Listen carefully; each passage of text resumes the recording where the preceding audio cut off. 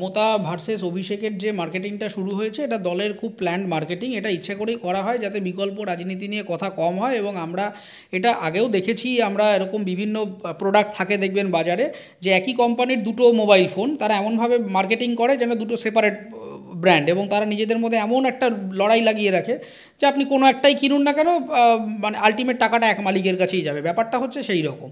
এখন ইচ্ছা করে ওরা ঘরের মধ্যে ঘর তৈরি করে দিয়ে একটা নিজেদের মধ্যে ঝামেলা লাগিয়ে দিয়েছে, কিন্তু আলটিমেটলি দুটোই একই জায়গার লোক, মানে মমতা আসুন বা অভিষেক আসুন বা যাই আসুন না কেন, মানে সেটা একটা জায়গাতেই হবে। আলটিমেটলি ইটস তৃণমূল কংগ্রেস, সেটা নিয়ে আমার কোনো সমস্যা নেই। কিন্তু একটা দলের কি অবস্থা শৃঙ্খলার, যে তিনখানা শৃঙ্খলা কমিটি লাগে, এবং সেই শৃঙ্খলা কমিটির মধ্যে মানে পার্লামেন্ট থেকে শুরু করে আঞ্চলিক যে জায়গাটা, তিনখানা কমিটির মধ্যে এমন এমন লোক রয়েছে যে যারা নিজেরাই পার্লামেন্টে গিয়ে বোতল ভাঙাভাঙি করে এসছে। এই হচ্ছে শৃঙ্খলা কমিটির রক্ষাকর্তাদের ভূমিকা। ফলে দেখুন, এই কমিটি এর আগেও অনেক কমিটি ছিল। সেই কমিটির মধ্যে আবার কোর কমিটির এক মেম্বারের নাম এই পার্থ চট্টোপাধ্যায়, যিনি কিনা এখন জেলে বসে আছেন। তো ছিল অনেক ডিসিপ্লিন মেকানিজম, অনেক কিছুই আছে, কিন্তু কিছুই ডিসিপ্লিন হবে না। ডিসিপ্লিনভাবে টাকা তোলা হবে, করাপশানহীন কিচ্ছু হবে না, এটা আমি একদম আপনাকে নিশ্চিতভাবে বলছি। তার কারণ হচ্ছে যে যদি হতো তাহলে আজকে প্রায় মানে এক দশক হয়ে গেছে একটা গভর্নমেন্ট রয়েছে। যত দিন যাচ্ছে করাপশনের সংখ্যা বাড়ছে কেন? কমার কথা তো। একটা মানুষ যদি সত্যিই ভাবে যে আমি নিজেকে কন্ট্রোল করব, গ্রাউন্ডেড, তৃণমূলের কোনো কন্ট্রোল নেই। আমি আমার নিজের দৈনন্দিন জীবনে দেখেছি, পাড়ার প্রত্যেকটা যারা তৃণমূল করে সবাই নিজেকে মুখ্যমন্ত্রী ভাবে। তার কারণ তারা তো সেলসম্যান হিসেবে কাজ করে, একটা পলিটিক্যাল প্যাট্রোনেজের হিসেবে কাজ করে। বলা হয় যে ভাই তোমাকে 100 টাকা তুলে দিতে হবে।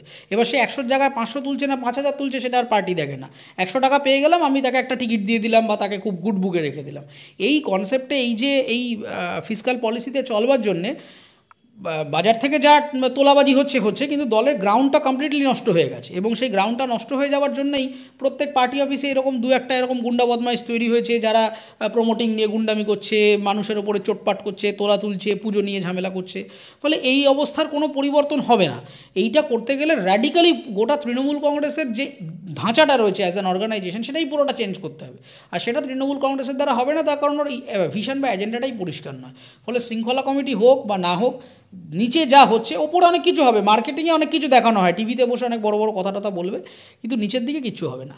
না, এবং সেখানে কিন্তু দেখলাম যে অভিষেক বন্দ্যোপাধ্যায় মন্তব্য করলেন যে এই যে বাংলাদেশের উত্তাল পরিস্থিতি, সেইটা নিয়ে কিন্তু তৃণমূল কংগ্রেস চুপ ছিল কার্যত। বেশ কিছুক্ষণ আগে অভিষেক বন্দ্যোপাধ্যায় মন্তব্য করলেন যে ভারত সরকার যা সিদ্ধান্ত নেবে, কেন্দ্রে যারা আছে আমরা সেই সিদ্ধান্ততেই সমর্থন করছি। এটা কোন প্রসঙ্গে? বাংলাদেশ নিয়ে? বাংলাদেশ প্রসঙ্গে। হ্যাঁ, সেটা তো করতেই হবে। আমাদের কোয়াসি ফেডারাল স্টেটের নিয়মই এটা, যে ইউনিয়ন গভর্নমেন্ট যেদিকে যাবে, এবং বিদেশ মন্ত্রণালয় বা বিদেশ নীতি এটা ইউনিয়ন সাবজেক্টের পার্ট, এবং এই বিষয়ে স্টেটকে সাপোর্ট করতেই হবে। এবং মানে এখানে তিনি আলাদা অন্যদিকে যেতে পারেন না। তার মাঝখানে একবার বলে দিয়ে বসেছিলেন কোন একটা মঞ্চে মুখ্যমন্ত্রী, সেটা নিয়ে যথেষ্ট আন্তর্জাতিক সম্পর্কে অবনতি হয়েছিল। ফলে মুখ্যমন্ত্রীর এই অবান্তর কথা বলার জন্য আমরা আমাদের নিজস্ব ডিপ্লোম্যাটিক যে জায়গাটা আছে সেটা তো নষ্ট করব না। কারণ ভারত এই মুহূর্তে সাউথ এশিয়াতে একটা গুরুত্বপূর্ণ জায়গায় রয়েছে, এবং আমাদের দুর্দান্ত বিদেশ নীতির জন্য আজকে আমেরিকা, রাশিয়া, চীন, পাকিস্তান সবাই আমাদেরকে সমঝে কথা বলে। আগে সবসময় ভারতবর্ষকে মানে ওর থেকে চেয়ে চিনতে নিতে হতো। সেই জায়গায় এখন অন্যান্য দেশের কোলাটারাল মিটিংগুলোতে আপনি দেখবেন যে তারা কিন্তু ভারতবর্ষকে অন্য জায়গায় বসায়। তো সেই জায়গাতে মানে আফ্রিকান কান্ট্রিজগুলোতে দেখুন একটা অন্য সম্মানে আমরা পৌঁছেছি। ফলে এখানে এরকম দু একজন রাজনীতিবিদ তারা কি উল্টাপাল্টা বললেন, তার জন্য তো দেশ হিসাবে আমরা নিজেদের জায়গা কোনোভাবেই খোয়াবো না।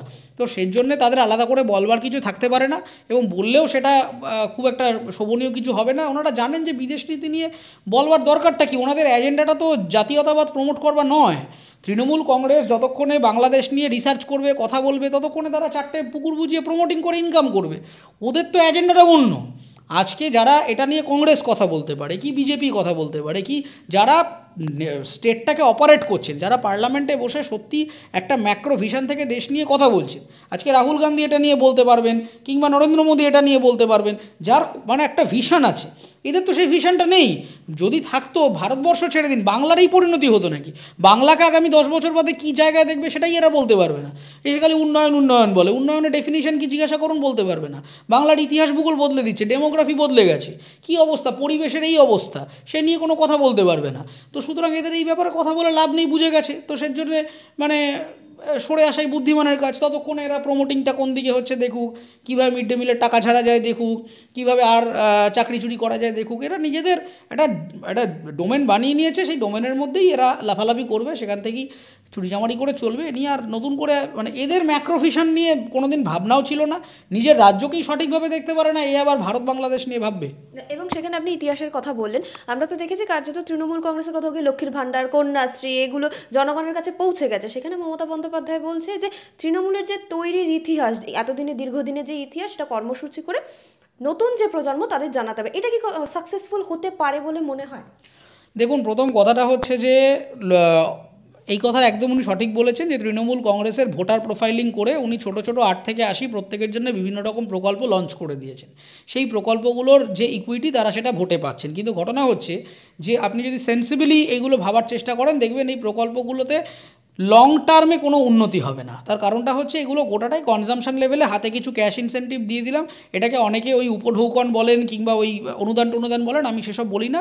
এটাকে মানে সরকারের টাকা ক্যাশ ইনসেন্টিভ দেওয়া হচ্ছে। ইনসেন্টিভ দেওয়ার এজেন্ডাটা হচ্ছে যে তারা যাতে ঘুরিয়ে এটাকে ভোটে এনক্যাশ করতে পারে। কিন্তু আপনি যদি দেখেন আজকে কন্যাশ্রী হয়ে গেছে, তারপরেও বাল্যবিবাহে কিন্তু বাংলা ক্রমাগত ঊর্ধ্বমুখী, তারপরেও কিন্তু ডোমেস্টিক ভায়োলেন্স রয়েছে, তারপরেও পণ প্রথা রয়েছে। তার মানে আমার সোশ্যাল যে প্রবলেমগুলো তার কোর জায়গাটা সলভ হয়নি।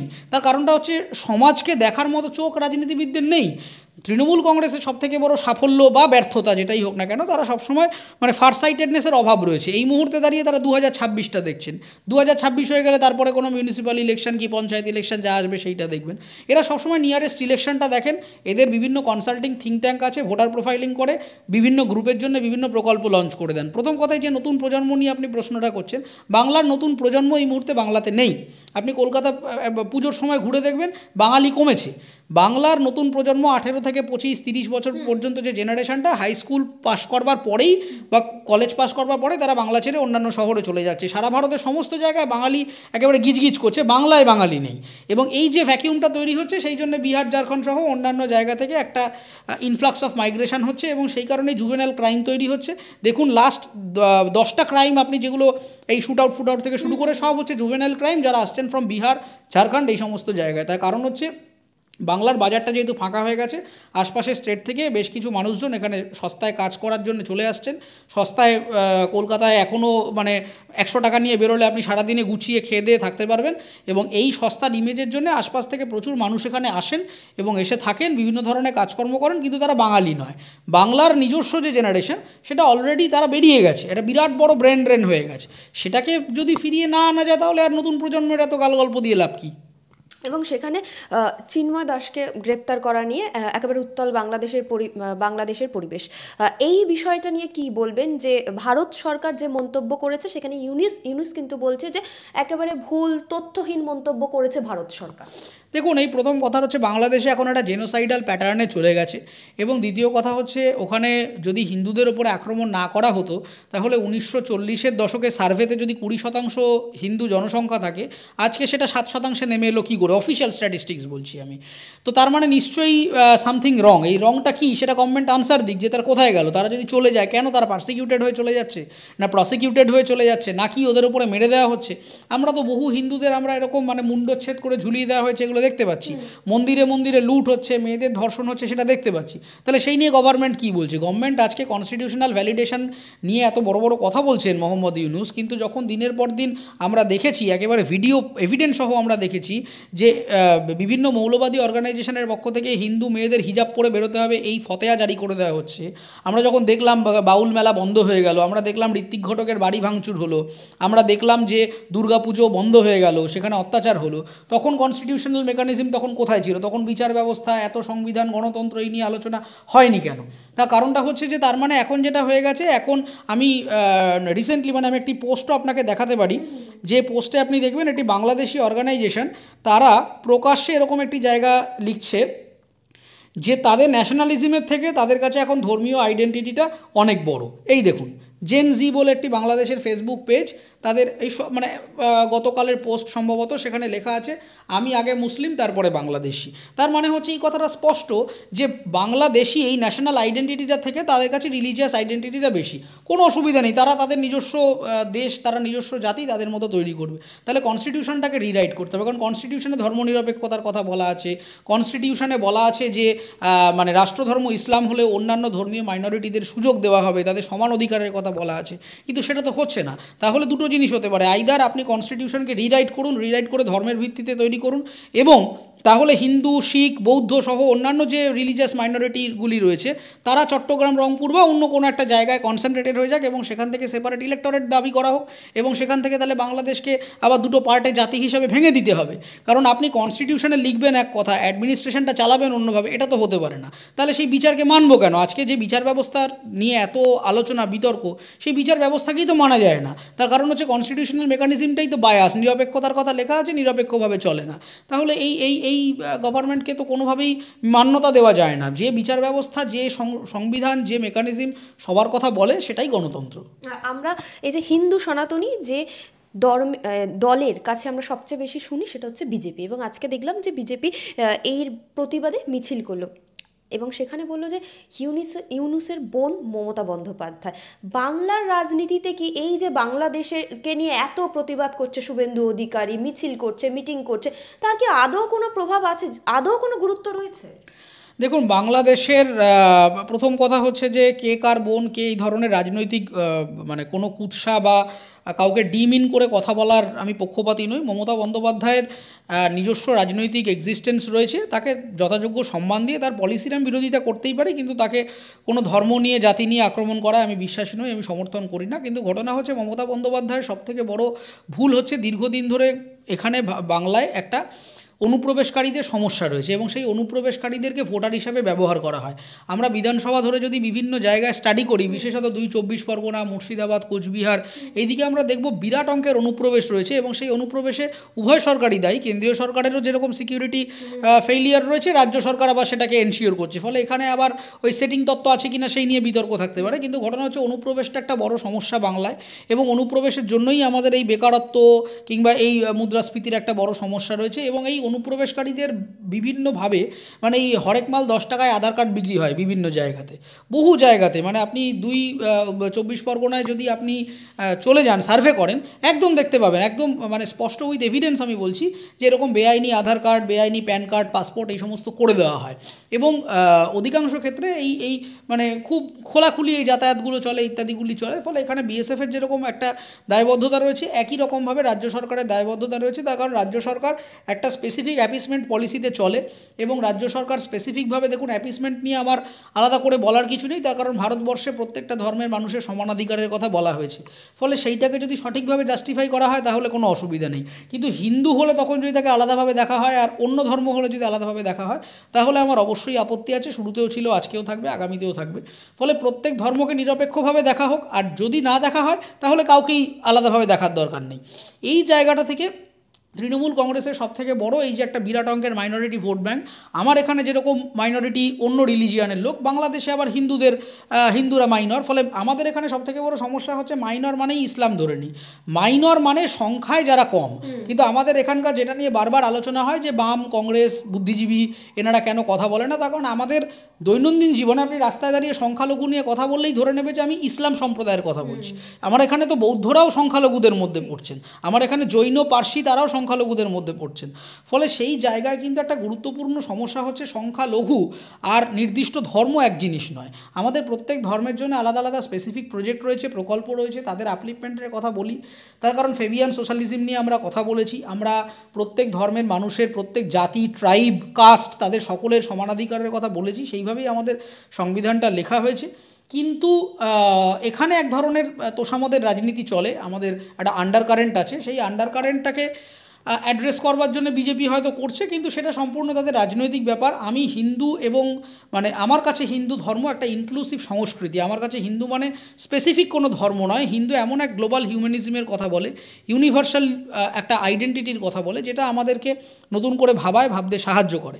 কিন্তু সেই জায়গায় হিন্দুরা যদি আজকে এভাবে মার খায়, মানে আজকে আমি হিন্দু এটা বলতে গিয়ে যদি বামেদের বলতে হয় যে আমার সেকুলারিজমের তত্ত্ব উপস্থাপনা করতে হয়, কিন্তু তারা যখন সংখ্যালঘু নিয়ে ভারতে কথা বলে তখন তারা ইসলাম কথাটা উচ্চারণ করে, তখন তারা জৈন কথাটা উচ্চারণ করে। কিন্তু যখনই এটা কোনো হিন্দুদের নিয়ে কথা বলতে হয় তখনই তারা সেকুলারিজমের জয়গান গাইতে শুরু করে।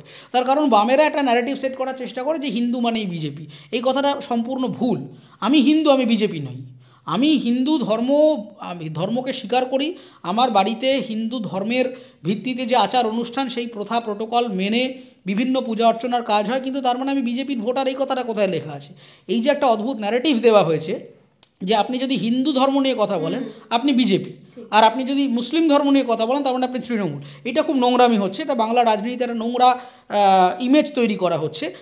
এটা নয় ঘটনা। মানে বিজেপি হতে গেলে হিন্দু হতে হবে, একথা বহু ইসলাম সম্প্রদায়ের মানুষ তো বিজেপির ভোটার এবং বিজেপির হয়ে কথা বলেন। আবার বহু হিন্দু মানুষ তারা আবার মমতা ব্যানার্জির ভোটার। আবার এই যে ঘটনাটা, এইটা খুব বাজে একটা ইঙ্গিত দিচ্ছে। এটা একটা কমিউনাল লাইন তৈরি করে দেওয়ার চেষ্টা হচ্ছে। ভারতবর্ষ এমন এক সংবিধান আমরা তৈরি করেছি যেখানে প্রত্যেক মানুষের ইকুয়াল স্পেসের কথা বলা হয়েছে বলেই আমাদের এখানে বাংলাদেশের মতো ওই রকম পরিস্থিতি, নক্কারজনক পরিস্থিতি দেখতে হয় না। কিন্তু এইখানে তৃণমূল কংগ্রেস সবসময় কমিউনাল লাইনে কথা বলবার চেষ্টা করে। তার কারণ তারা মানুষে মানুষে বিভাজন না করলে ভোটটা পাবে কী করে? মানুষ যদি এক জায়গায় চলে আসে, হিন্দু মুসলিম সবাই যদি একসাথে একতার জয়গান গায়, তখন তো মুসলিমরা আসলে জানতে পারবেন যে আসলে মুসলিমদের ভোটার হিসেবে ব্যবহার করেছেন। দিনের পর দিন যে মাইনরিটি স্ট্যাটাসের কথা বলা হয়েছে, আপনারা অমর্ত্য সেনের 2016-তে লেটেস্ট স্টাডিটা করে দেখবেন যে বিপুল অঙ্কের বাংলার মুসলিম সম্প্রদায়ের মানুষ, তাদের মাসিক রোজগার 5,000 টাকা কিংবা 2,500 টাকার কম, অতএব তারা পভার্টি লাইনের নিচের দিকে রয়েছে। এগুলো স্ট্যাটিস্টিক্যাল ডেটা। এই নিয়ে মুসলিম সম্প্রদায়ের মানুষদের বোঝানোর কেউ নেই। এটা আমাদের দুর্ভাগ্য। আমি হিন্দু হতে পারি, কিন্তু আমি উল্টো দিকের মানুষটা মুসলিম হলেও আমার পরিচয় তিনি ভারতীয়। তাকে ইকোনমিক্যালি আপলিফমেন্ট করাটা আমার নাগরিক হিসাবে, সহনাগরিক হিসাবে দায়বদ্ধতা। আজকে একটা দেশে যদি দাঙ্গা পরিস্থিতি হয় বা দেশ যদি যুদ্ধে নামে, তখন আমিও যেরকম নামবো, আবার উল্টো দিকের খ্রিস্ট ধর্মাবলম্বী মানুষটাও নামবেন, মুসলিম মানুষটাও নামবেন। কারণ হিন্দু মুসলমান এইগুলো আমাদের নিজস্ব প্রাইভেট অ্যাফেয়ার্স। আমি মন্দিরে যাব, উনি মসজিদে যাবেন, আরেকজন চার্চে যাবে, আরেকজন অন্যরকম কোনো তার ধর্মীয় আচার অনুষ্ঠান পালন করবে, কেউ কিছুই করবে না, অ্যাথেইস্ট। কিন্তু তার সাথে আমার নিজস্ব আইডেন্টিটির তো সম্পর্ক নেই, আমার বন্ধুত্ব, আমার সম্প্রীতি, আমার এমপ্যাথির তো কোনো সম্পর্ক নেই। সেই জায়গাটা থেকে কমিউনাল কনফ্লিক্টটা আমাদের এখানে বাংলায় তৈরি করবার চেষ্টাই করা হচ্ছে ভোট ব্যাংকের জন্য। ভোটের কনসেপ্টটা তুলে দিলেই মানুষ যেই এক হয়ে যাবে, আপনি দেখতে পারবেন তখন নেতাদের আমরা প্রশ্ন করতে শুরু করবো যে ভাই চাকরি কোথায়? তুমি যে ওবিসি বি নিয়ে রিজার্ভেশনের এত কথা বলছো, আপনি দেখে নেবেন যে লেটেস্ট যে গভর্নমেন্ট সার্ভিসগুলো হয়েছে, আমি একদম প্রপার ডেটা রেফার করে বলছি আপনাকে, অধিকাংশ জায়গাতে এই ওবিসি ক্লাসিফিকেশনে যে মুসলিম সম্প্রদায়ের মানুষদের চাকরি পাওয়ার কথা, সেই পোস্টগুলো ফাঁকা, চাকরিতে নেওয়া হয়নি। বিপুল অঙ্কের ভ্যাকেন্সি রয়েছে, যারা এই ক্লাসিফিকে বললেই বলবে হাইকোর্টে মামলা আছে, সুপ্রিম কোর্টে মামলা আছে। মামলা অবধি যেতে হচ্ছে কেন? আপনি যদি সঠিকভাবে অপারেট করতে পারেন তাহলে যেতে হয় না। নিশ্চয়ই আপনি ওখানে আবার ঘাপলা করেছেন, টাকা নিয়েছেন, কিছু একটা কাগজে জালিয়াতি করেছেন, তাই যেতে হচ্ছে। কিন্তু আমরা মাইনরিটি রাইটসের নামে, তৃণমূল আসল যে কথাটা বলবার চেষ্টা করছে, মাইনরিটি রাইটসের নামে তারা শুধু ভোট নিচ্ছে, তারা কিন্তু সত্যিকারের সংখ্যালঘু সম্প্রদায়ের মানুষের ইকোনমিক আপলিফমেন্টের দিকে ভুলেও তাকায় না।